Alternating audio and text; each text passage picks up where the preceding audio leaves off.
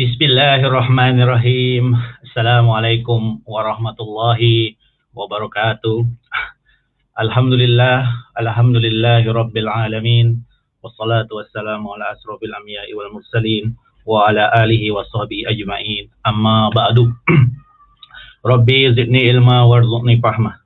Rabbi shrahli wa sadri wa yassirli amri wa nu'atan lisani yafqahu qawli. La hawla wa la quwwata illa billahil aliyyil azim. Alhamdulillah, apa kabar tuan-tuan, puan-puan, selamat malam para peminat astronomi dan bicara santai Falak pada khasnya di malam ini. Alhamdulillah, mari kita bersyukur kepada Allah Subhanahu wa taala. Pada malam ini kita diberikan kemudahan dan juga kelancaran untuk kita bertemu lagi dalam suatu segmen yang dihostkan oleh bahagian Falak dan sumber maklumat Jabatan Mufti Kerajaan Negeri Sembilan. Alhamdulillah, apa kabar semua? Semoga dalam keadaan sehat walafiat dan mudah-mudahan diberikan kekuatan, kelapangan dan juga kemudahan dalam kita menghadapi pelbagai ujian dan juga pelbagai cabaran hidup pada waktu ini. Alhamdulillah. Sekali lagi terima kasih kerana bersama dengan kami, telah memilih kami pada malam ini bersama saya. Tentunya bicara santai Falak untuk edisi yang ke-23 ya, pada 16 hari bulan Julai bersamaan dengan 7 hari bulan Zulhijjah 1442 ya, hijrah pada malam ini insya-Allah. Dan tentunya sekali lagi sebelum saya melanjutkan atau meneruskan bicara santai Falak saya pada malam ini, semuanya saya harap dalam keadaan sedia. Dan tentunya pada malam ini saya ingin menyapa kawan-kawan yang sudah muncul dalam saya punya ruangan, iaitu Ustaz Hairul Anwar. Apa kabar Ustaz? Ini adalah bos kita, bos kami, bos saya. Mudah-mudahan boleh dijom like. Terima kasih. Terima kasih Muhammad Hafiz Sa'dan yang telah memberikan salam. Kemudian Abang Bob, waalaikumsalam. Terima kasih juga saudara Muhammad Hafiz. Dan juga happy belated birthday ya kepada Puan Emma kita. Ya, alhamdulillah pada malam ini terima kasih karena sudah bersama dengan kami pada kesempatan ini. Tentunya kita juga memaklumi pada malam ini juga ada banyak cerita-cerita menarik di TV sana, banyak cerita-cerita yang lebih lebih tidak memerlukan kita untuk berfikir secara lebih saintifik tentunya malam ini, tetapi oleh kerana ini adalah sebuah amanah dan tentunya ini saya ingin bershare dengan tuan-tuan dan puan-puan semua, para peminat Falak. Saya amat berbesar hati dapat bersama tuan-tuan dan puan-puan pada malam ini. Sebelum tentunya saya juga sekiranya ada maklumat, saya mohon guru-guru saya, guru-guru Falak, cikgu-cikgu Falak, kemudian pesyarah-pesyarah astronomi, rekan-rekan saya yang berada di luar sana yang jauh lebih pakar dibanding dari saya ini, bolehlah bersama-sama dengan kami di malam ini di dalam ruangan yang telah disediakan. Tentu sekali, alhamdulillah saya senang sekali dapat bertemu lagi minggu ini. Dan saya rasa saya nak cek dulu apakah sistem audio dan juga visual saya dapat didengar dengan baik atau tidak ya di luar sana, kerana setiap Jumaat malam saya selalu berasa nervous kerana walaupun sudah 23 minggu masuk minggu ini, saya selantiasa mencuba untuk menampilkan kelainan, dan juga setiap kali cubaan itu akan ada rasa nervous yang tentunya dapat dirasakan oleh para penceramah-penceramah ataupun para kita punya panel-panel yang ada tentunya ya. Alhamdulillah, terima kasih atas responnya dari Abang Bob Al-Bahanjit dengan kuantan clear, audio visual alhamdulillah okey. Terima kasih Puan Emma. Waalaikumsalam Tuan Arif, lama tak jumpa. Tahniah sudah dapat 2 vaksin ya Tuan Arif ya. Alhamdulillah. Saya ni masih belum sebenarnya. InsyaAllah baru minggu depan. Ikut jadualnya lah insyaAllah. Jadi sekali lagi kita masih lagi dalam keadaan yang dalam keadaan yang masih sukar ya. Kita masih lagi negara kita masih mencatatkan kes COVID yang agak tinggi, 12,000 hari ini, 500 kes, dan tentunya ini adalah hari ketiga mungkin yang kita catatkan kes ini agak tinggi. Tetapi bagaimanapun kadar imunisasi setiap hari nampaknya sudah mulai meningkat, hampir 400,000, dan ini tahniah kita sama-sama untuk menjayakan program ini karena kita jaga kita mesti menjaga komuniti kita, dan mungkin kita harus melihat juga tetangga jiran kita di luar sana, mana tahu ada yang memerlukan. Jadi tak payahlah mereka nak menghibar bendera putih karena kita sudah datang lebih awal ya, daripada kita tahu lebih awal tentang apa yang mereka perlukan. Okey, baik.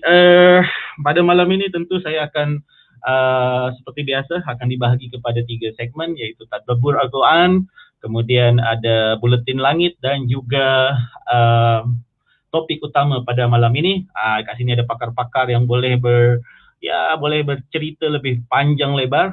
Saya hanya menyampaikan ataupun sebagai pemantik saja ya, untuk membuat idea-idea ini lebih berada di masyarakat tentunya. Sekali lagi, mari jika suka dalam segmen ini, jom like dan share. Kemudian mari kita penuhkan ruangan komen dengan komen-komen yang baik, komen-komen yang bermanfaat.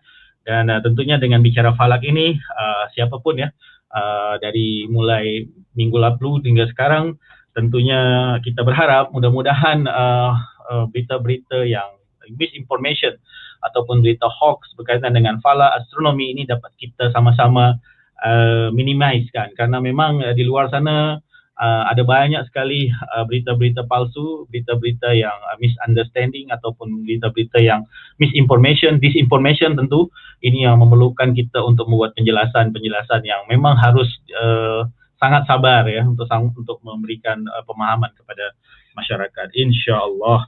Okey, jadi sebelum rasanya ada baiknya juga sebelum kita memulai meneruskan perbincangan ataupun santai falak pada malam ini, mungkin tidak ada salahnya untuk kita mensedekahkan Al-Fatihah kepada teman-teman kita, sahabat-sahabat kita, dan juga mungkin kepada orang tua ataupun makcik-pakcik kita yang mungkin gugur akibat COVID dan juga mungkin yang berada dalam hospital. Mari kita doakan mudah-mudahan semua diberikan kemudahan dan kita yang sebagai keluarga besar dapat juga bersabar dan tabah menghadapi dugaan yang Allah berikan. Al-Fatihah.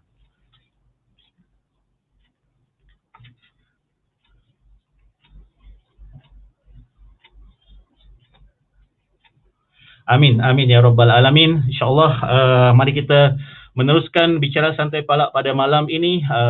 Saya cuba tukar dulu settingnya. Bukan ni. This one. Yes. Okey, jadi terima kasih kepada Tuan Bah Jahidin Makruf. Terima kasih. Audio video clear. Dari mana Tuan? Boleh beritahu mungkin sampai mana siaran kita ni nampaknya terdengar ya, ataupun tersiar ya. Sekarang ni seluruh dunia boleh melihat siaran kita secara live. Itulah dia, dunia semakin kecil. Mungkin ini adalah salah satu hikmah mungkin daripada COVID ya. Ia memaksa kita untuk belajar cepat menggunakan seluruh akses internet yang ada, media sosial yang ada untuk menyampaikan ilmu, dan inilah mungkin yang kita katakan sebagai global world atau gimana lah, itulah intinya ya. Okey, baik tuan-tuan dan puan-puan, mari kita meneruskan bicara santai malam ni. Saya lupa nak tekan jam. Okey, saya kalau cakap ni kadang-kadang lupa, jadi saya akan tekan dulu timer untuk memberitahu saya bahawa siaran saya telah berakhir. Okey, jadi insyaAllah malam ni kita cuba untuk meneruskan bicara santai kita dengan topik kedinamikaan sang mentari, dan tentunya saya bukanlah pakar dan tentunya saya juga masih banyak kekurangan. Bidang saya sebenarnya dalam astrofizik adalah fotometri dan instrumentasi, dan ada pakar yang berkaitan dengan matahari ini. Ada beberapa orang, mungkin minggu depan atau minggu selanjutnya saya akan bawa yang mereka memang mengkaji tentang hal ini. Bagaimanapun apa yang akan saya share pada malam ini tentunya dalam konteks yang lebih mudah ya, untuk bahasa orang-orang yang mudah, yang paham ya, karena memang kita tak biasa boleh menjelaskan dalam keadaan yang sangat teknikal. Jadi kalau ada yang tak faham tu, silakanlah tanya, mungkin saya boleh jawab, ataupun teman-teman saya yang pakar-pakar kat luar sana boleh membantu saya pada malam ini. Okey, baik, kita mulakan dengan tadabbur Al-Quran. Kita akan petik surah Yunus ayat 5 yang mana mungkin ini sudah selalu diperdengarkan ataupun dibaca oleh banyak pihak, terutama yang berkenaan dengan falak, iaitu dialah yang menjadikan matahari bersinar-sinar terang benderang dan bulan bercahaya, dan dialah yang menentukan perjalanan tiap satu itu berpindah randah pada tempat-tempat peredarannya masing-masing supaya kamu dapat mengetahui bilangan tahun dan kiraan masa. Dan Allah tidak menjadikan semuanya itu melainkan dengan adanya faedah dan gunanya yang sebenar. Allah menjelaskan ayat-ayatnya, yakni tanda-tanda kebesarannya satu persatu bagi kaum yang mahu mengetahui hikmah sesuatu yang dijadikannya. Jadi ayat ini termasuk yang mungkin disebut sebagai ayat-ayat kauniyah, ayat-ayat berkaitan dengan sains, yang mana tentunya kita boleh belajar sesuatu yang baik. Kita tahu bahwa Al-Quran bukanlah buku sains. Kita tahu Al-Quran adalah buku yang memberi petunjuk, dan sebagai orang yang mengkaji tentang sains, saya membaca beberapa artikel dan tentunya beberapa rujukan, dan antara yang dijelaskan mengenai ayat ini adalah adanya perbezaan dalam segi istilah. Ya, kalau kita lihat dalam istilah bahasa Arabnya dan tafsirnya juga berbeza, yaitu matahari bersinar-sinar dan bulan bercahaya. Bagi kita mungkin yang awal mungkin nampak itu macam sama, tapi sebenarnya matahari bersinar menunjukkan bahwa matahari itu adalah sebuah objek yang Allah ciptakan dengan memiliki tenaga, memiliki sesuatu yang luar biasa sehingga ia dapat memancarkan sinar yang sangat terang benderang, manakala bulan adalah suatu objek yang mana ia menerima cahaya. Dia tidak memiliki kekuatan, tidak memiliki kemampuan untuk mengeluarkan cahaya, dan kedua-dua ini memiliki orbit, memiliki jalan masing-masing, dan Allah yang menentukan jalan itu, sehingga pada suatu ketika nanti ketika Allah menghendaki agar mereka ini berhenti, maka mereka sebagai makhluk Allah Subhanahu wa taala akan berhenti. Dan hikmah daripada orbit ataupun diciptakannya matahari dan bulan dengan memiliki orbit, tentunya ini akan membuat kepada kita mengetahui ya sebagai manusia akan kiraan tahun dan juga kiraan masa. Nanti kita akan pelajari lebih mudah bagaimana sebenarnya yang disebut dengan kiraan, mengetahui bilangan tahun dan kiraan masa. Okey, dan tentunya semua ini yang Allah berikan ini ada guna dan ada faedah. Dan orang sering mencari kebesaran Allah dengan melihat sesuatu yang ajaib, sesuatu yang luar biasa di luar sana, melihat sesuatu yang extraordinary di luar sana, tapi mereka lupa bahawa kejadian ataupun matahari yang terbit yang kita selalu take for granted, kita ambil manfaatnya dan kita tidak pernah menghargai mungkin, itu sebenarnya adalah salah satu daripada tanda-tanda kebesaran Allah Subhanahu wa taala bagi orang-orang yang mau mengetahui. Jadi kita kena cari ilmu, cari pengetahuan, cari mengobservasi, melihat, mencerap, sehingga kita faham terhadap sesuatu fenomena itu berlaku dengan baik sekali ataupun akan berulang atau tidak. Karena kita sekarang ni tahulah di luar sana ada banyak sekali berita ataupun information yang kadang-kadang kita susah nak bezakan mana yang betul, mana yang tidak berkenaan dengan falak dan astronomi. Dan ini tentunya memiliki istilahnya kita perlu melakukan banyak sekali pembacaan dan juga cross check dengan pakar-pakar agar apa yang kita baca itu tidaklah misleading dan selanjutnya dipahami hanya dengan apa yang ada dalam kepala kita. Itu lebih kurang berkenaan dengan tadabbur Al-Quran. Kalau kita lihat gambar di sini, ini adalah sebuah simulasi sebenarnya. Jadi kalau misalnya matahari dan seluruh planet itu bergerak ya tidak bergerak dalam satu arah menuju kepada satu, maka ia akan membentuk sebuah pola yang sangat unik di sini. Dan itulah biasanya orang-orang matematik, orang-orang yang bekerja dalam bidang katakanlah grafik, mereka dapat membuat sebuah visualisasi ataupun sebuah katakanlah sebuah imajinasi ya, bagaimana perjalanan matahari berserta dengan para planet dan juga objek-objek yang ada di sekelilingnya. Okey, itu sedikit tentang tadabbur Al-Quran yang saya sempat berikan pada malam ini. Tentu kita akan dan dapat mendengar lebih banyak lagi kupasan yang boleh lebih kita dapat daripada Ustadz dan juga para penceramah lain yang memang khusus dalam kajian tafsir ayat-ayat Al-Quran ini, insyaAllah. Okey, baik, kita teruskan.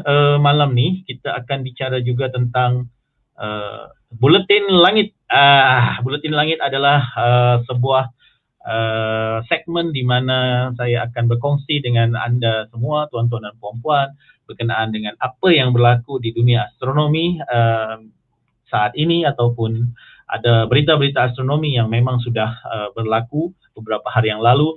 Kita tahu bahawa beberapa hari yang lalu kita sudah ada seorang jutawan yang telah mengklaim dirinya bahwa beliau sudah menjadi angkasawan usahawan yang dikatakan sebagai komersial yang pertama, dan kita sudah mendengar secara tuntas ya pada bicara santai Palak yang dikelola oleh tuan Palak online kita, Bro Syahrin ya. Jadi saya tidak akan mengulangnya pada malam ini. Tentunya boleh diikuti bicara santai segmen yang beliau kelola.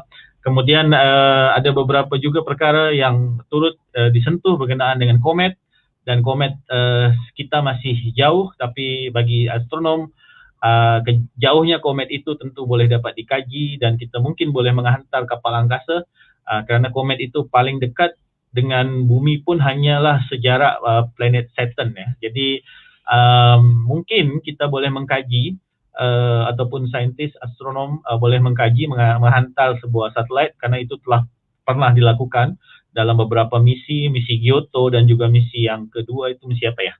Yang baru saja di ini kita nak tahu sebenarnya itu batu dari apa, apa yang menyebabkan. Karena kalau kita mengetahui komet adalah sesuatu yang berasal dari luar sistem suria, kita akan memahami bagaimana sebenarnya sistem suria kita ini terbentuk, dan itu akan memberikan kita pengetahuan baru tentang sistem suria. Dan mungkin juga komet tersebut memiliki banyak berlian atau emas ataupun pelbagai katakanlah galian yang sangat berharga di bumi. Jadi mari kita lihat apa yang akan NASA lakukan, apa yang akan dilakukan oleh para saintis yang mungkin berminat untuk mengejar komet ini.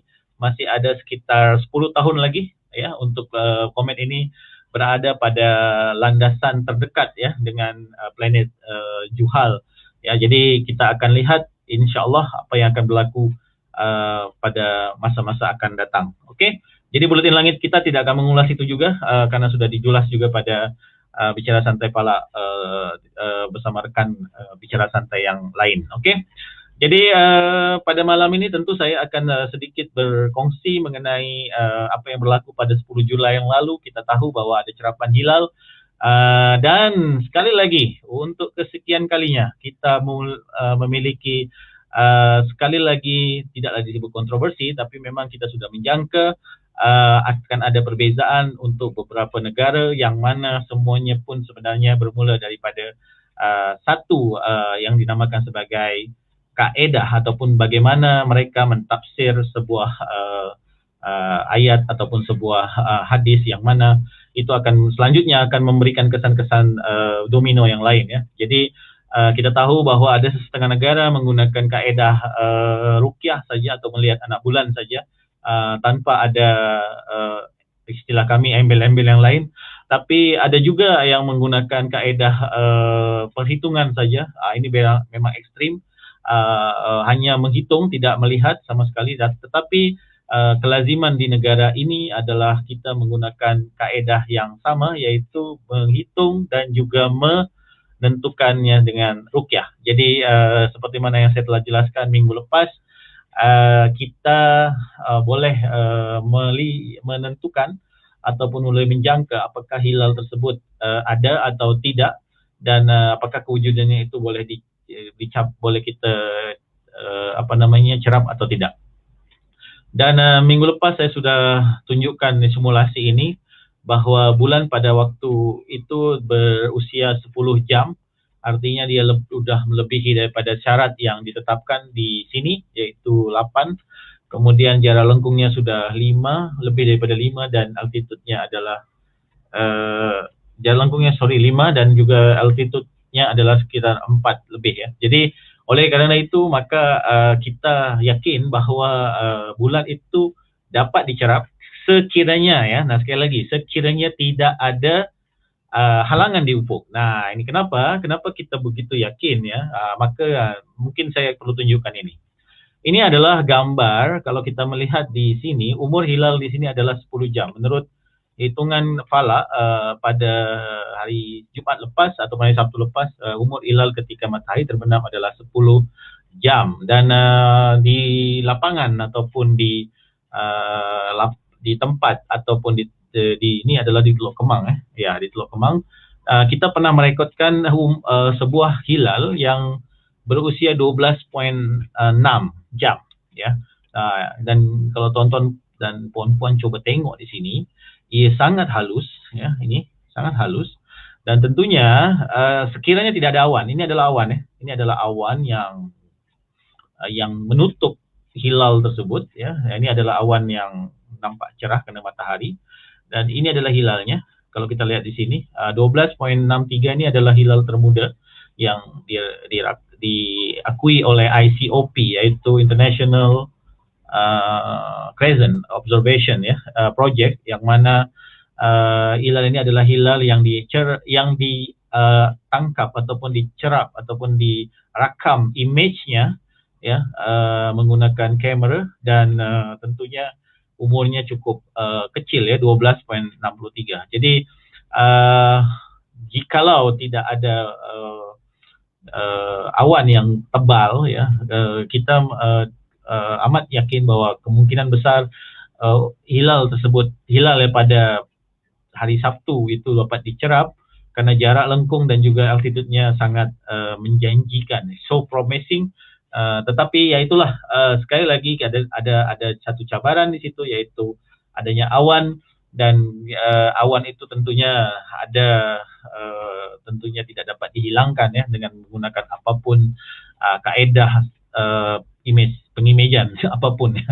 Jadi ini adalah yang berlaku, dan sedangkan di negara jiran lainnya mereka menggunakan kaedah ruqyah saja, yaitu dengan menggunakan teleskop yang tentunya melihat dengan kamera atau dengan mata. Hanya saja jikalau tidak nampak, maka mereka menggenapkan menjadi 30 hari di bulan Zulkaidah sehingga jatuh pada hari yang selanjutnya ya, bukan pada hari besoknya. Oleh karena itu adalah perbezaan di situ, dan ini tetap menjadi satu isu yang menarik juga untuk dibahas, tapi saya kira saya juga sudah membahasnya dengan sangat banyak pada sesi yang terdahulu di bicara santai palak yang keberapa itu, yang di awal-awal dulu, nah dekat-dekat Syawal. Nah mungkin tuan-tuan dan puan bolehlah melihat apa yang saya katakan di situ, karena pada intinya apa cerapan yang kita lakukan itu semuanya menggunakan kaedah yang hampir sama, hanya yang beza adalah umur ataupun kondisi bulan pada setiap bulan. Itu berbeza-beza dalam konteks kuantiti parameternya ya. Jadi itu yang menjadi perbedaan. Tetapi dari segi metodologi, dari segi instrumentasi, dari segi ruqyah dan juga kaedah yang lain, itu semuanya hampir sama. Itu adalah sama. Jadi dengan kata kaedah ini akan diganti, kriteria ini akan diganti, akan ditukar kepada yang lebih update, kerana kriteria ini telah lama yang digunakan dan telah banyak kajian yang saintifik yang telah diterbitkan. Dan dengar kata macam itulah, tapi nanti Ustaz daripada Jabatan Mufti Kerajaan Negeri Sembilan akan memberikan kita maklumat yang termuktahir tentunya, insyaAllah. Okey, jadi nak cerap hilal memang tidak mudah, apalagi dengan cuaca kita di kawasan Khatulistiwa. Ia adalah suatu cabaran yang tidak mudah juga. Okey, dan ini yang berlaku mungkin 2-3 hari yang lalu, kita ada sedikit bukan juga kontroversi sebenarnya, tetapi ada sebuah masukan terbaru, iaitu peristiwa Al-Azam, yang mana kita pada awalnya minggu lepas saya telah mewar-warkan bahawa peristiwa Al-Azam ini yang gunakan untuk menyemak arah kiblat yang mudah ya, itu berlaku pada 16 Julai ya, pukul 5:28 ya. Tetapi kemudian beberapa hari sebelum ni terdapat sebuah ternyata setelah dikira kembali, ianya juga dapat disaksikan pada hari ke-15 pada 15 Julai. Dan kalau kita lihat di sini, saya melihat pada satu kita boleh gunakan yang namanya timeanddate.com, iaitu adalah sebuah website yang sangat-sangat berguna untuk kita sebagai ahli ataupun peminat-peminat astronomi untuk membuat sebuah sebuah cross check ya. Situ ada banyak lah, kita ada boleh time and date ni dia akan memberikan kita macam-macam, bila nak gerhana ya, dia bahkan dia boleh bagi gerhana itu sampai 50 tahun akan datang, kemudian di mana gerhana berlaku, kemudian bagaimana dengan time zone, kemudian bila matahari terbit, bila musim ini akan muncul dan lain sebagainya. Dan saya menggunakan ini, mungkin ini kiraannya secara kiraan ya, bahawa matahari berada di atas Kaabah tu betul-betul itu menurut time and date adalah pukul 12:26 pada hari ke-15 bulan Julai. Ya, di mana kita lihat di sini altitude-nya adalah 90 darjah ya. Jadi betul-betul di atas Kaabah. Nah, tetapi apakah kita buat hari ini itu silap? Tadi saya telah mendengar satu syarahan juga daripada tuan guru kita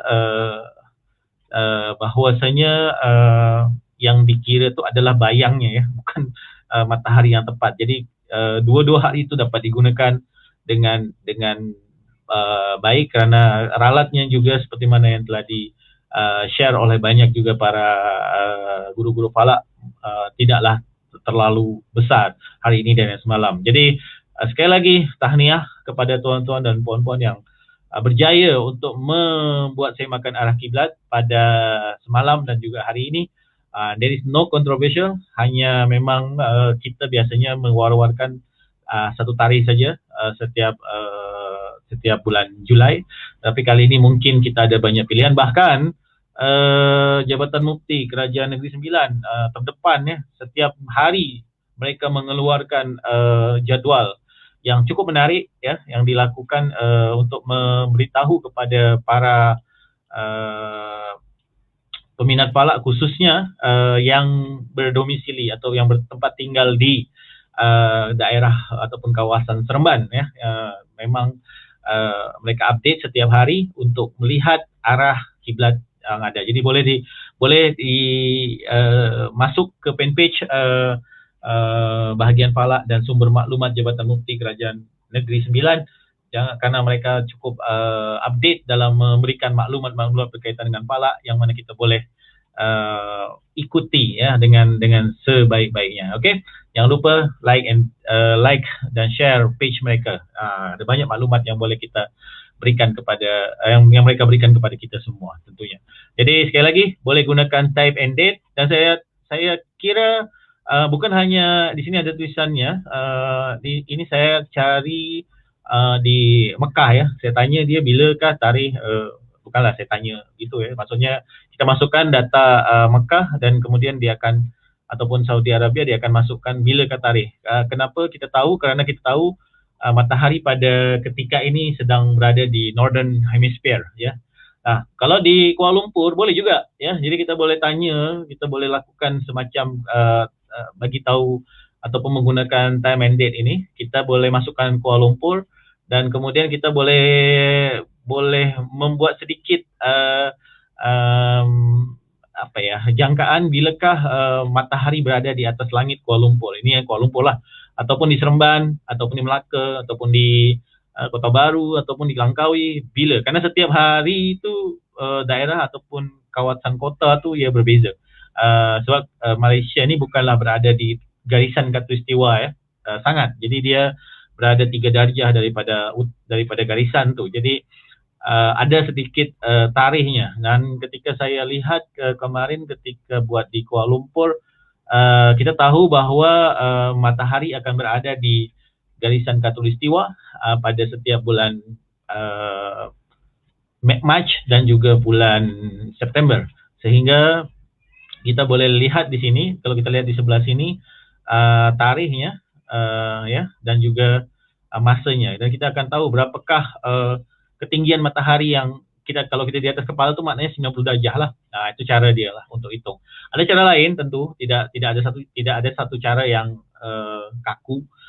Banyak cara, dan kalau yang pandai buat kiraan trigonometri, spera dan lain sebagainya, dipersilahkan. Mungkin itu juga salah satu daripada alternatif ya, kalau memang kita tidak istilahnya kurang mahir dalam membaca jadwal dan lain sebagainya. Ini boleh jadikan sebagai satu kaidah yang mudah untuk kita buat. Oke.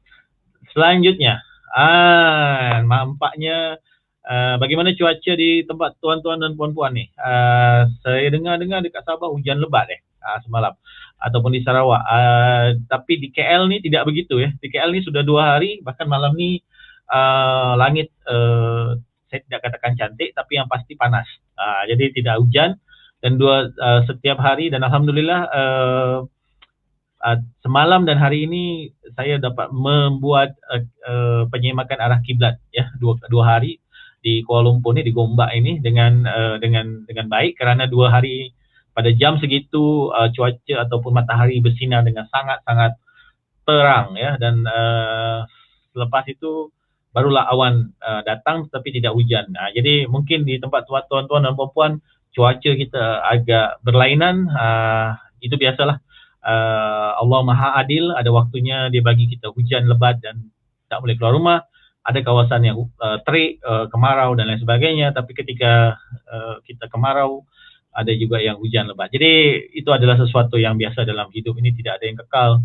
Yang kekal itu adalah perubahan. Dan malam ini kita selepas bicara santai pala ini, kita akan dapat melihat di ufuk sebelah barat bulan yang memiliki fasa 40% akan terbenam ya, karena bulan ini akan 2 hari kemudian akan mencapai apa ya, katakanlah bulan separuh ataupun first quarter. Lalu di sebelah timur, kalau kita lihat di sini, di Buruj Capricornus dan Aquarius akan muncul 2 objek yang terang, yaitu planet Jupiter dan planet Saturn. Jadi kalau kita keluar rumah, ke halaman rumah kita, kalau rumah kita ni rumah teres ataupun rumah yang ada halaman di luarnya, mungkin kita boleh melihat 2 objek ini sedang terbit selepas saja kita selesai sesi bicara santai pala pada malam ini di tempat anda tentunya ya, insyaAllah. Dan tentunya saya masih juga memberikan peringatan dan ingatan yang kepada semua bahawa di malam yang kita cerah ini, kita masih boleh melihat Scorpius. Ini adalah campaign untuk mengenal Scorpius ataupun rasi bintang ataupun gugusan bintang kalajengking ya. Kalau kita lihat di sini, bentuknya masih begitu cantik dan dia berada di agak tinggi, jadi kita boleh mengambil kesempatan untuk mengenal pastinya.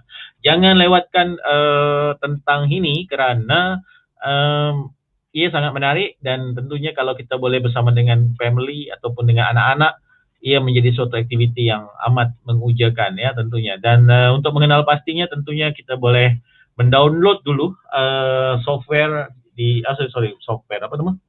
aplikasi di handphone kita, lalu kita boleh membuat serapan di langit malam kita dengan begitu seronok ya. Okey, malam-malam yang indah. Dan kalau kita tidak keluar rumah, mungkin di depan halaman rumah tu masih boleh dikompromikan. Okey, jadi itulah berkenaan dengan buletin langit pada malam ini. Tidak banyak cerita baru yang ada, yang kita hadapi dalam minggu lepas dan minggu ini.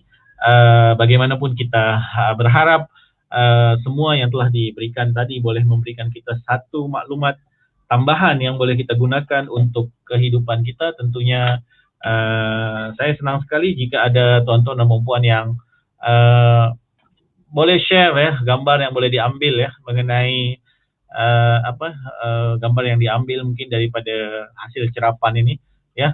Dan tentu sekali bagi yang berkesempatan yang tidak ada pencemaran cahaya seperti mana Ustaz Hairul katakan tadi, ada Milky Way, ya, ada Milky Way, tapi of course cabarannya adalah cuaca dan juga pencemaran cahaya yang ada di luar sana.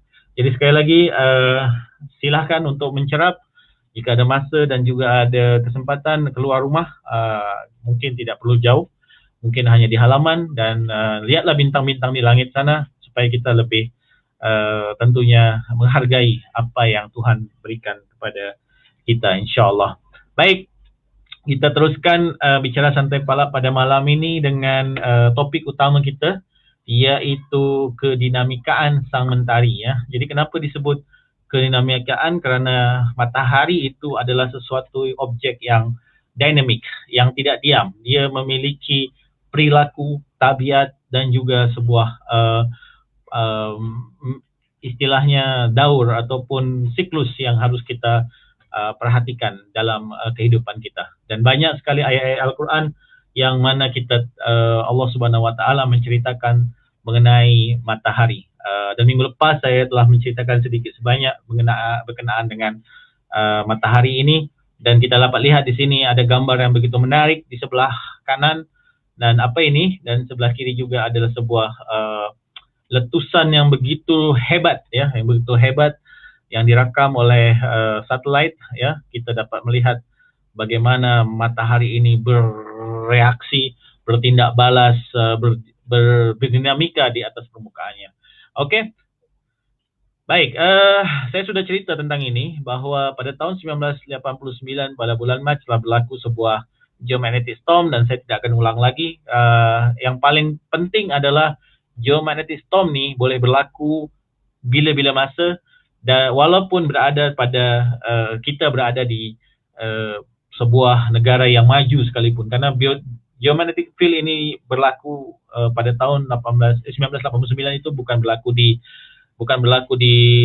negara-negara khatulistiwa, tetapi dia berlaku di negara-negara Northern Hemisphere, dan di sini adalah di Kanada. Jadi negara Kanada adalah negara yang termasuk negara-negara maju, tapi mereka tak boleh nak kesan geomagnetic storm ni dengan detail.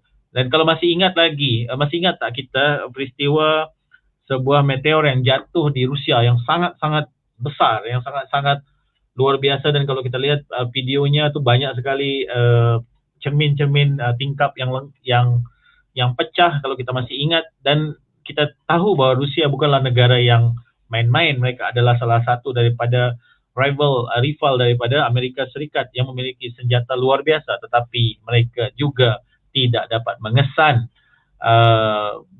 batu meteor itu jatuh ke dalam atmosfera mereka, dan akhirnya walaupun tidak ada korban yang besar, tetapi dan syukur juga ia jatuh di daerah ataupun kawasan yang tidak ada huni.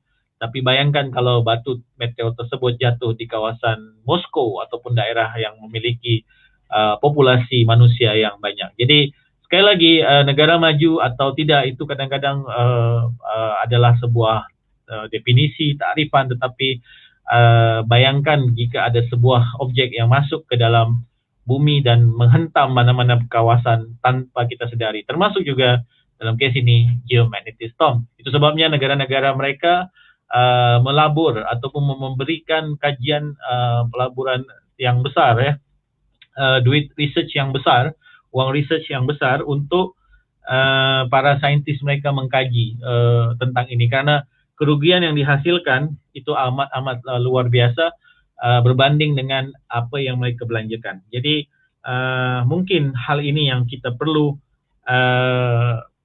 lihat, dan kita perlu lihat kembali bagaimana. Jadi itu berkenaan dengan geomagnetic storm. Tapi nanti kita akan sama-sama belajar apa yang sebenarnya berlaku di situ. Dan jadi seperti mana yang saya katakan dari awal, bahwa di dalam Al-Quran ada banyak sekali ayat yang berkenaan dengan matahari. Dan salah satunya adalah ayat yang dimana Allah Subhanahu Wa Taala bersumpah, yaitu pada surah Asy-Syams surah ke-91 ayat 1. Allah bersumpah demi matahari dan ayat-ayat selanjutnya. Dan kenapa ia menjadi penting? Kerana matahari adalah sebuah objek yang paling banyak, ya, objek langit yang paling banyak disembah dan juga dijadikan dewa ataupun Tuhan pada tamadun-tamadun sebelum ini. Jadi oleh karena itu, mengapa matahari itu menjadi sangat-sangat banyak orang bergantung padanya, kerana matahari adalah sebuah objek yang sangat-sangat memberikan manfaat bagi kita. Dan kita tahu banyak kisah nabi-nabi yang berkaitan dengan fenomena ataupun kesan daripada matahari ini, termasuk juga ketika Nabi Ibrahim mencari kebenaran Tuhan, dia melihat matahari yang terbit kemudian terbenam, sehingga dalam kepala atau dalam pikiran baginda berpikir bahwa tidak mungkin Tuhan itu terbenam, tidak mungkin Tuhan itu hilang gitu ya. Jadi itulah yang berlaku pada kisah Nabi Ibrahim. Selain itu juga ada banyak ayat dalam surah yang kita akan simak satu persatu ini. Mungkin di sini ada ustaz yang punya pemahaman ataupun kemampuan untuk menjelaskan, boleh share di dalam ruangan komen. Ini mungkin ada Ustaz Hairul nih, boleh jelaskan. Salah satunya adalah tadi ayat surah 91 Asy-Syams ayat 1 hingga 4, di mana demi matahari dan cahayanya yang terang benderang, dan apabila ia mengiringinya, bulan apabila ia mengiringinya, dan siang apabila ia memperlihatkannya dengan jelas nyata, dan malam apabila ia menyelubunginya dengan gelap gelita. Jadi kalau kita lihat grafik yang ada di sini, grafik tersebut sebenarnya sedang menjelaskan kepada kita bahawa Allah Subhanahu Wa Taala telah menciptakan matahari untuk memberikan kita, salah satunya adalah cahaya, sehingga kita dapat hidup. Dengan cahaya tersebut kita melakukan kerja, dan kawasan yang disinari cahaya itu adalah siang. Ya, siang, dan kawasan yang tidak disinari matahari itu adalah cahaya matahari itu adalah malam. Jadi inilah salah satunya kalau kita lihat bagaimana Allah Subhanahu Wa Taala memberikan kita idea bagaimana bumi ini ataupun bentuk bumi ini sepatutnya. Okey. Selanjutnya adalah kalau kita lihat grafik ini sangat menarik ya, dan ini dijelaskan pada diceritakan dalam surah Nuh, surah ke-71 ayat 16, dan ia menjadikan padanya bulan sebagai cahaya dan menjadikan matahari sebagai lampu yang terang benderang. Ini telah saya jelaskan tadi di awal, bagaimanakah matahari ini menjadi sumber tenaga dan juga cahaya. Ya, sumber tenaga dan cahaya. Kalau kita memahaminya secara tekstual, kita hanya paham seperti itu. Tetapi kalau ahli sains, ahli astronomi, ahli fizik, ahli yang mengkaji tentang kesan fotoelektrik ataupun berbagai kesan yang dikeluarkan, elektromagnetik dan lain sebagainya, kita tahu bahwa matahari ini telah memberikan kita tidak cuma pengertian tekstual tadi, yaitu lampu, tetapi juga sesuatu yang sangat-sangat luar biasa ya. Nanti kita akan lihat. Jadi kita lihat ini permukaan matahari ya, tuan-tuan dan puan-puan, yang sangat dinamik, yang sangat ganas ya. Dan kalau kita bandingkan berapa besarkah bumi kita, mungkin dah banyak orang buat perbandingan atau nisbah ni. Maka kalau kita lihat kesa saya bergerak ni, ujung kesa ni ataupun ni yang bergerak ni adalah dianggaplah itu sebagai titik, dan titik itulah bumi. Jadi boleh bayangkan berapa kali besarnya bumi yang kita ini dibandingkan dengan betapa kecilnya bumi ya dibandingkan dengan matahari yang begitu besar. Lalu apa guna matahari ini, yaitu surah Al-Isra ayat ke-78 menyatakan bahawa dirikanlah olehmu solat ketika gelincir matahari hingga waktu gelap malam, dan dirikanlah solat subuh. Sesungguhnya solat subuh itu adalah disaksikan keistimewaannya. Ini tentunya juga memberikan kita idea bahawa waktu ibadah, yaitu waktu solat ya, waktu ibadah itu ada banyak ibadah ya, tapi untuk waktu solat ia ditentukan oleh pergerakan matahari. Jadi termasuk bagaimana kita menentukan waktu sholat zuhur, kita dapat melihat bayang, lalu kita dapat melihat bagaimana matahari terbenam di ufuk ketika masuk waktu maghrib, dan bagaimana kita dapat melihat fajar syadik, ya, yang mana itu adalah tanda bahwa matahari akan terbit, dan juga waktu syuruk. Jadi semua itu berkenaan dengan matahari, ya, untuk waktu sholat. Jadi waktu sholat ditentukan oleh matahari sehingga kita dapat melihatnya setiap masa. Okey.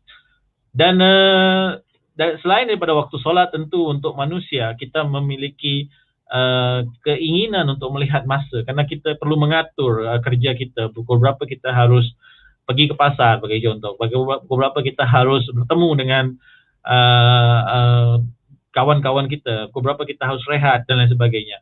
Zaman dahulu, zaman tidak ada jam di tangan. Jadi mereka menggunakan bayang, dan ini sebenarnya telah diceritakan di dalam surah Al-Fussilat ayat 45 hingga 46, di mana di situ disebutkan, tidakkah engkau melihat kekuasaan Tuhanmu, bagaimana ia menjadikan bayang-bayang itu terbentang luas kawasannya, dan jika ia dikehendaki tentulah ia menjadikannya tetap, tidak bergerak dan tidak berubah. Kemudian kami jadikan matahari sebagai tanda yang menunjukkan perubahan bayang itu.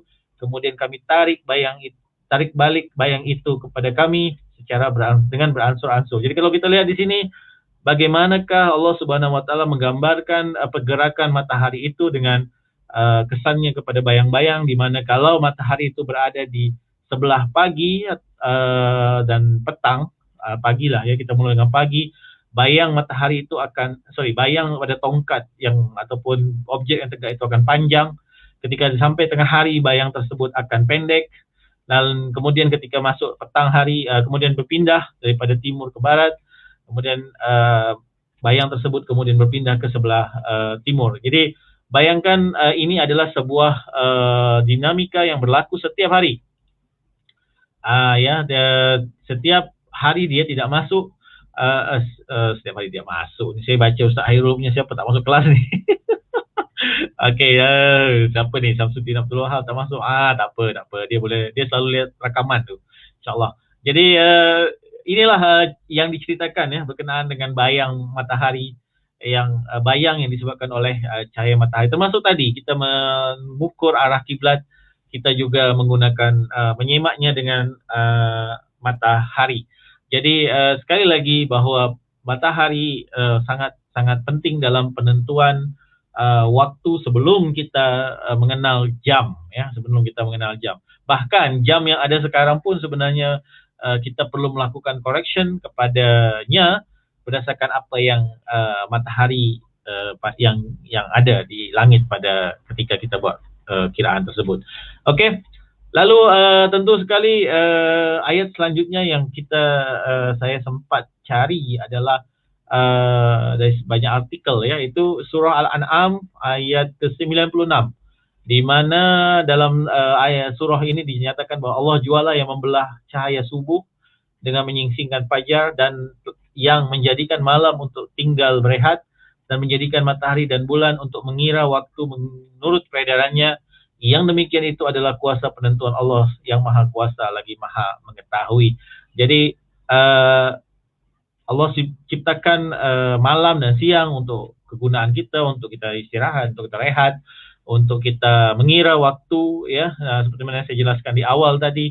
Dengan adanya orbit yang kekal, yang tetap, kita boleh mengira waktu tersebut dengan sangat baik, walaupun mungkin akan ada error, ya, tetapi ia masih dalam ralat yang boleh dikompromi, ya, seperti mana yang tadi saya jelaskan pada waktu penyemakan arah kiblat. Kenapa ada kawasan ada yang tanya kenapa tahun lepas cuma 15 hari bulan Julai, kenapa tahun ni ada 2. Nah, sebenarnya dalam hitungan falak ni dia ada banyak reference, banyak, dan kita melakukan hitungan itu setiap kali kejadian berlaku. Kita akan kira dengan sangat detail, dan kita tahu bahawa matahari itu memiliki katakanlah parameter, memiliki nilainya tersendiri, nilai orbitnya itu sendiri.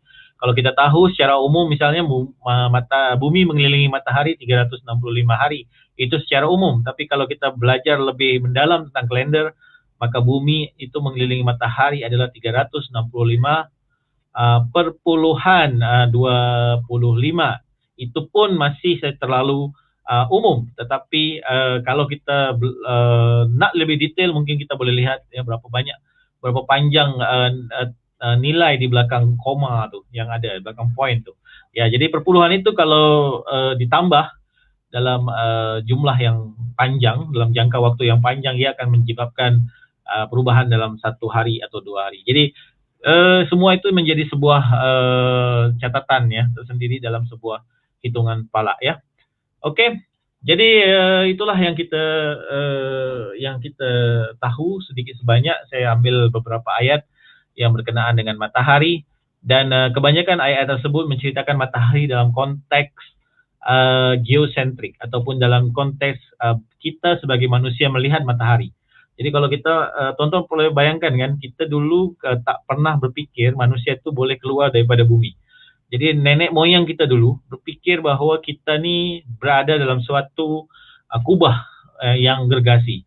Dan itulah sebabnya mengapa teori bumi rata ataupun flat earth itu sangat populer pada waktu itu, kerana pada waktu itu kita tidak pernah terfikir untuk kita keluar daripada atmosfera dan juga mengambil gambar bumi dari luar angkasa. Tetapi ia tidak terjadi sekarang kerana kita tahu bahawa bumi itu memiliki bentuk yang tersendiri. Tetapi cara pandang itu tetap digunakan, iaitu menganggap bahawa kita itu berada di sebagai reference ataupun titik rujukan, sementara objek-objek lain itu beredar mengelilingi kita. Nah, ini kenapa dilakukan itu? Kerana kita nak membuat model.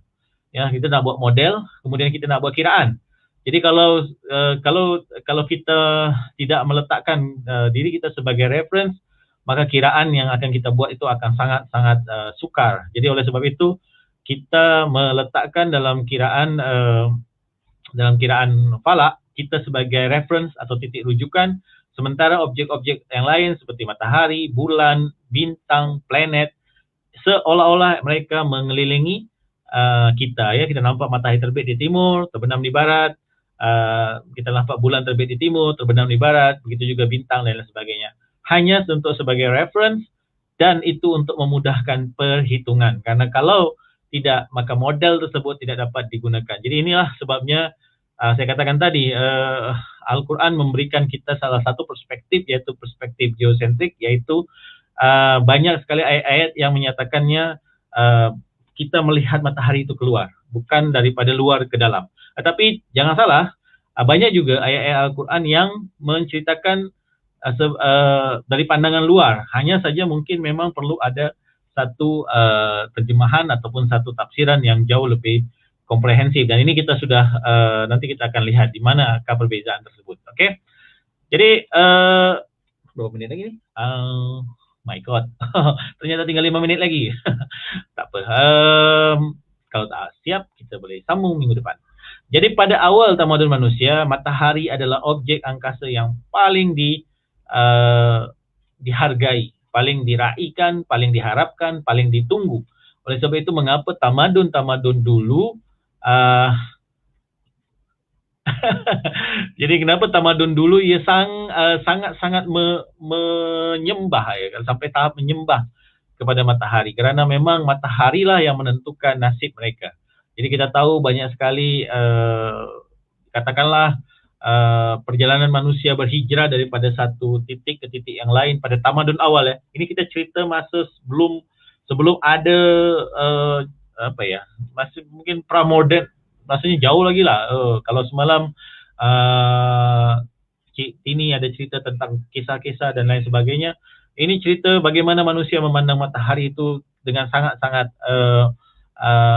luar biasa ya. Bayangkan ketika pengetahuan tidak sebanyak sekarang, mereka menganggap matahari inilah yang memberi sumber kehidupan bagi mereka. Maka mereka tidak dan untuk meraihkan matahari ini mereka melakukan banyak perkara, antaranya adalah menyembah mereka. Contohnya kita tahu di di peradaban ataupun di tamadun Mesir, mereka memberikan penyembahan. Saya lupa nama dewa dia, tapi pasti ada.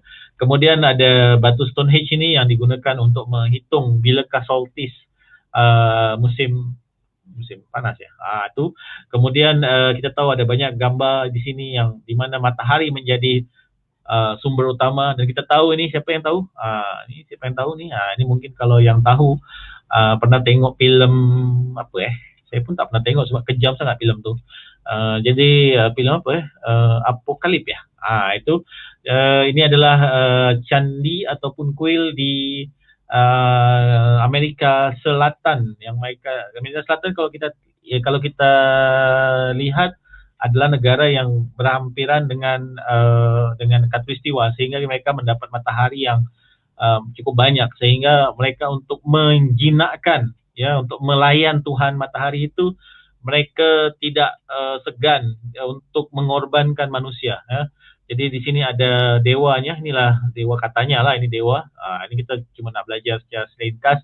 Mereka membina kuil ini, kuil matahari ya, Sun Temple yang masih ada sampai sekarang, dan juga ini adalah salah satu kerja jahiliyah mereka, iaitu mengorbankan manusia untuk mendapat restu daripada matahari. Jadi kalau kita lihat memang pada waktu itu nilai hidup manusia itu sangatlah murah ya, sehingga mereka mengorbankan banyak orang untuk mendapat cahaya yang terang. Jadi kalau misalkan cahaya tersebut tidak terang, maka mereka mungkin berani untuk membunuh orang dengan ini ya. Jadi ini adalah tamadun Amerika ya, di Amerika Selatan ya. Terima kasih Muhammad Hafiz ya. Tamadun Maya, ada Aztec Maya, itu adalah satu geng lah tuh.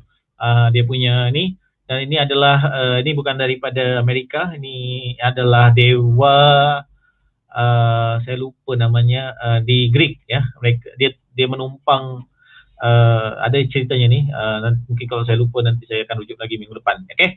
Anyway, itulah cara mereka untuk memplease ataupun memberikan kepada Tuhan mereka, supaya mereka diberikan sebuah hari yang baik, karena hari yang baik akan menjanjikan tanaman-tanaman mereka dapat subur, tumbuh dan memberikan manfaat bagi masyarakat mereka. Jadi bagaimana ini berlaku? Kalau kita belajar biologi ya, bagaimana cahaya matahari itu boleh sampai ke badan kita, maka kita akan lihat kitaran ini. Ini saya akan bawa sikit, mungkin kawan-kawan cikgu-cikgu di luar sana yang mengajar biologi boleh bantu saya.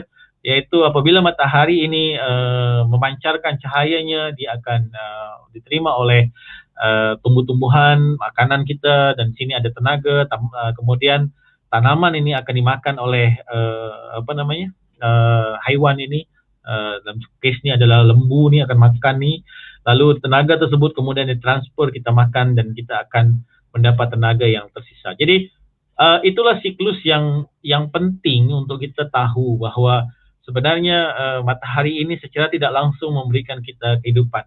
Dan salah satu sebab juga mengapa kalau kita tahu kepupusan ataupun kepunahan daripada dinosaur pada beratus juta tahun yang lepas adalah ketika sebuah objek jatuh ke atas permukaan bumi. Apakah objek itu jatuh dari langit, ataukah memang ada kejadian super volkanik yang menutup cahaya matahari. Jadi intinya kalau jatuh dari langit itu maknanya macam asteroid jatuh besar, kemudian cover seluruh bumi sehingga cahaya matahari tak boleh masuk, dan akhirnya bumi akan gelap. Begitu juga kalau misalkan senarionya adalah terjadi super volkanik di mana debu ataupun banyak sekali pencemaran udara gas-gas itu sehingga menutup bumi. Akhirnya apa yang berlaku adalah tumbuhan yang dimakan oleh dinosaur ini mati. Ketika tumbuhan itu mati, maka haiwan ataupun dinosaur yang memakan tumbuhan, yang memakan tanaman itu pun akan mati. Dan disebabkan haiwan yang makan tumbuhan itu mati, maka carnivore ataupun dinosaur yang memakan haiwan yang makan dan tadi itu juga mati. Dan akhirnya itu menjadi sebuah domino effect. Dan akhirnya apa yang berlaku adalah kita tahu dinosaur pupus ataupun extinction dalam tempoh masa yang amat tidaklah begitu lama sebenarnya, kerana rantai makanannya telah putus, otomatik semuanya menjadi mati kecuali dinosaur yang bertubuh kecil yang kita katakan sebagai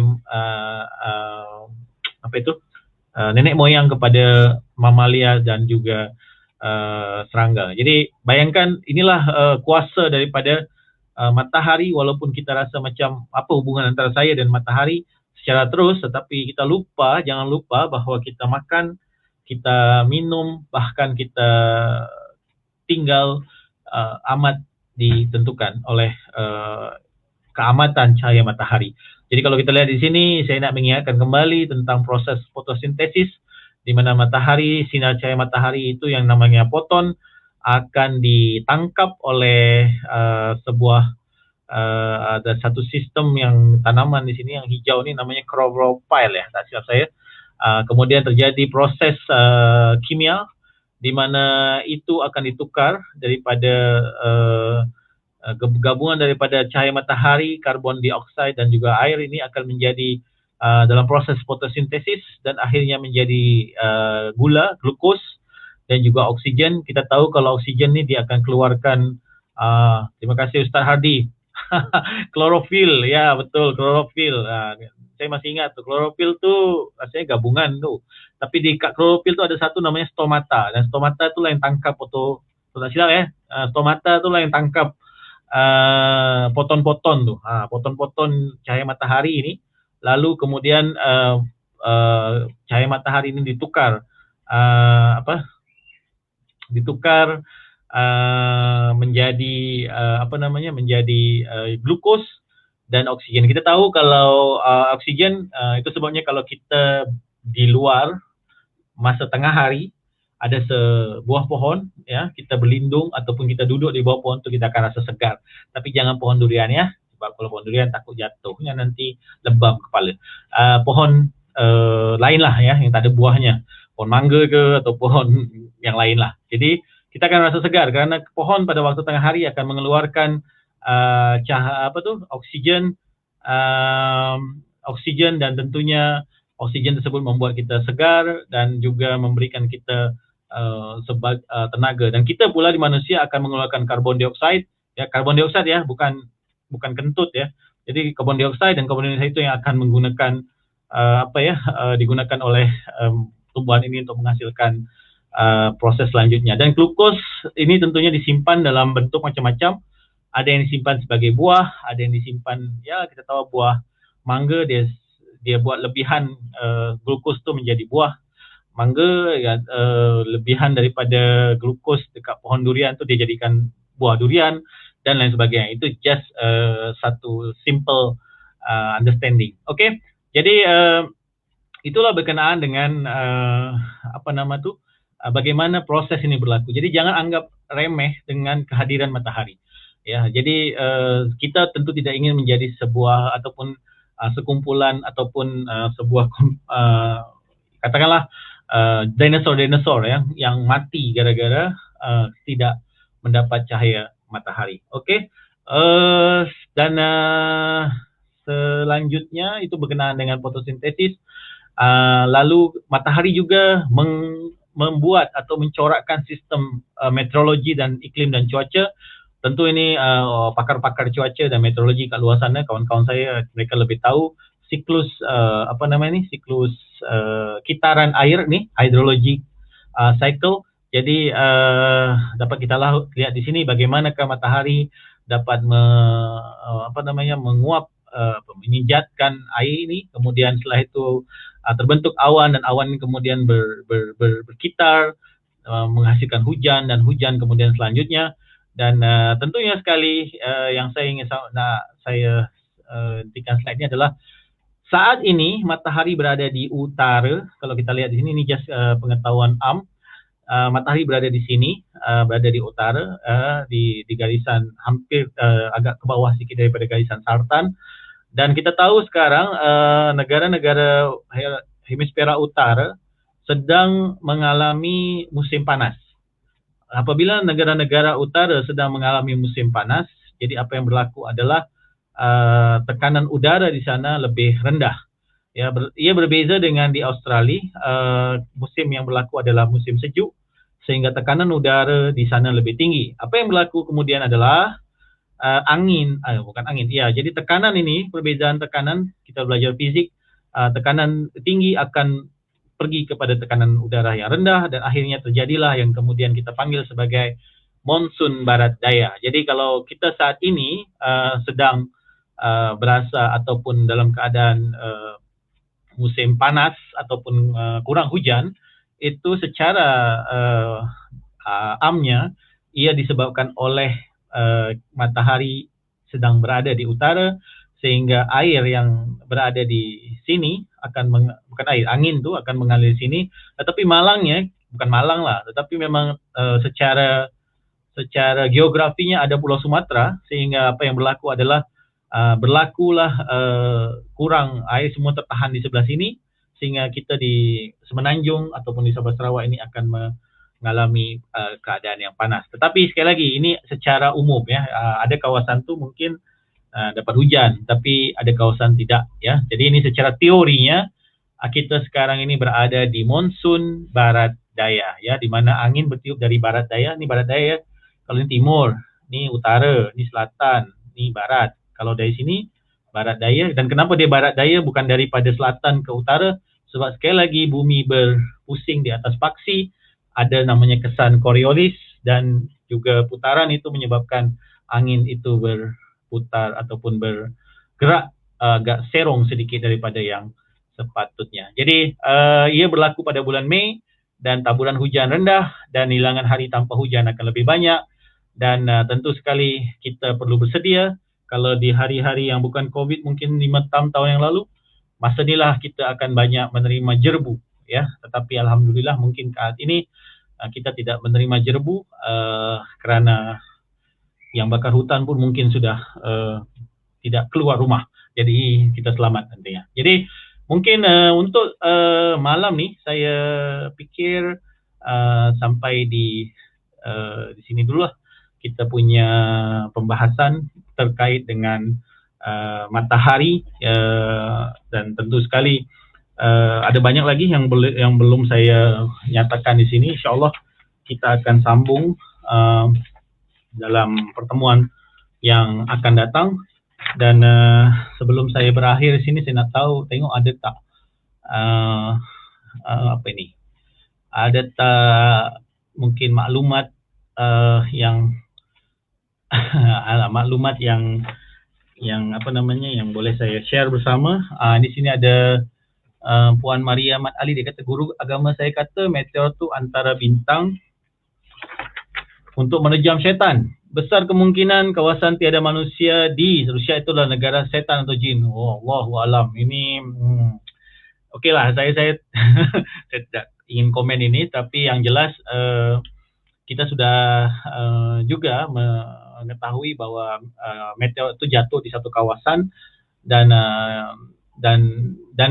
saintis berhasil ya, mereka mampu untuk mengesan di mana posisi jatuhnya meteor tersebut, dan saya kira ada beberapa cebisan meteor tu yang dapat diambil. Jadi saya tidak pasti apakah mereka pergi ke negara setan atau tidak, tetapi yang jelas meteor tersebut dapat dikesan dijatuh di mana, dan dapat dikesannya, saintis pergi ke sana dan mengambil cebisan daripada serpihan yang ada. Jadi itu boleh dilihat di mana tu, di YouTube kalau tak silap saya, ekspedisi untuk mengesan di manakah meteor itu jatuh. Mungkin kalau jatuh tu saya kira mereka betul-betul bimbang ya, kalau ada mungkin ada benda-benda lain yang mengikuti itu. Okey.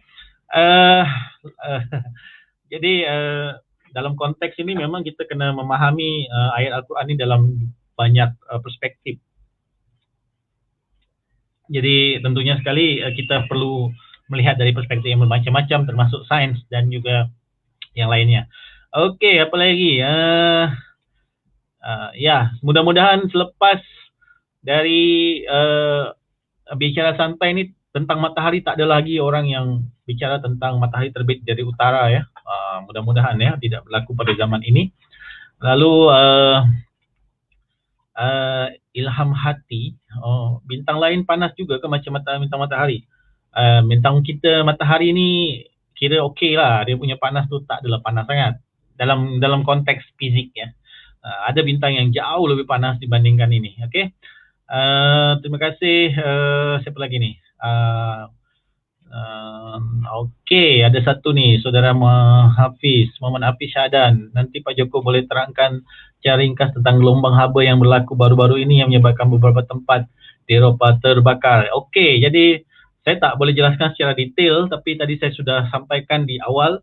Mudah-mudahan minggu depan saya boleh cerita lebih panjang lagi tentang ini, dan tentunya perubahan cuaca ini kita harus senantiasa aware, karena saya yakin ada beberapa negara juga ditimpa musim panas yang agak luar biasa, yang mana itu cukup mengganggu ya kehidupan mereka.